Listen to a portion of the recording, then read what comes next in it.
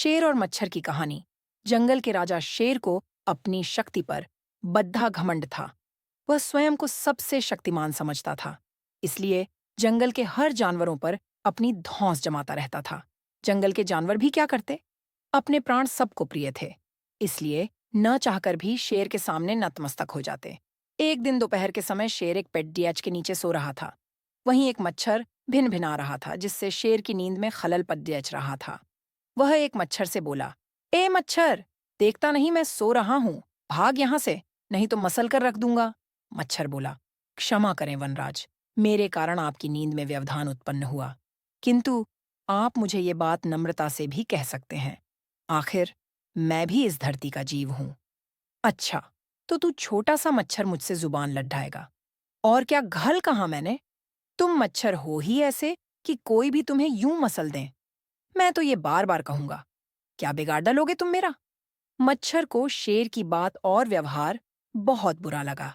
वह अपने साथी मच्छरों के पास गया और उन्हें सारी बताई। सभी मच्छरों को शेर की बात चुभ गई। उन्होंने तय किया कि इस संबंध में एक बार सब मिलकर शेर से बात करेंगे। सभी मच्छर शेर के पास पहुंचे और बोले, वनराज, हमें आपसे बात करनी है। जल्दी बोलो, मुझे तुम जैसों से बात करने की फुर्सत नहीं है। शेर बोला, वनराज, आप होंगे बहुत शक्तिशाली, किंतु इसका अर्थ ये कतई नहीं है कि आप अन्य जीवों और प्राणियों का मजाक उड़ाएं या उन्हें नीचा दिखाएं। मच्छर बोले, मैंने जो कहा सच कहा। मैं सबसे शक्तिशाली हूं और मुझे कोई हरा नहीं सकता। घमंड में चूर शेर गरजा। ऐसा नहीं है, अगर आप शक्तिशाली हैं तो हम में भी इतना सामर्थ्य है कि आवश्यकता पड़ी डीएचने पर हम किसी का भी सामना कर सकते हैं और उसे हरा सकते हैं। हम आपको भी हरा सकते हैं।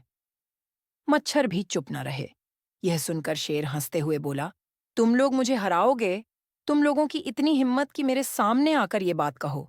मेरी शक्ति का अंदाजा नहीं है तुम्हें, अन्यथा ऐसा कभी नहीं कहते।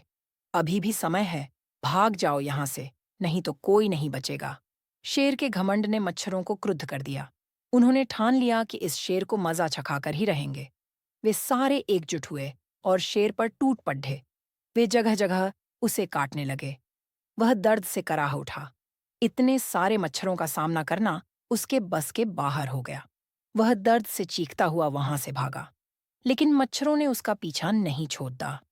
वह जहां भी जाता, वे भी उसके पीछे जाते और उसे काटते। आखिरकार शेर को झुकना पड़ा। उसने हार मान ली। वह मच्छरों के सामने गिद्दाने लगा, मुझे बख्श दो। मुझसे गलती हो गई जो मैंने तुम्हें तुच्छ समझकर तुम्हारा मजाक उड़ाया और तुमसे बुरा व्यवहार किया। आज तुमने मेरा घमंड तुच्छ दिया है। अब मैं कभी किसी को नीचा नहीं दिखाऊंगा। मच्छरों ने शेर को सबक सिखा दिया था, इसलिए उन्होंने उसे काटना बंद कर दिया। वे बोले, घमंडी का घमंड कभी न कभी अवश्य टूटता है। आज तुम्हारा टूटा है। घमंड करना छोड़ दो, अन्यथा एक दिन ये तुम्हें ले डूबेगा। और कभी किसी प्राणी को नीचा मत समझो। हर किसी का अपना सामर्थ्य और शक्ति होती है। शेर तौबा करते हुए वहां से भाग गया। शिक्षा घमंडी का सिर नीचा।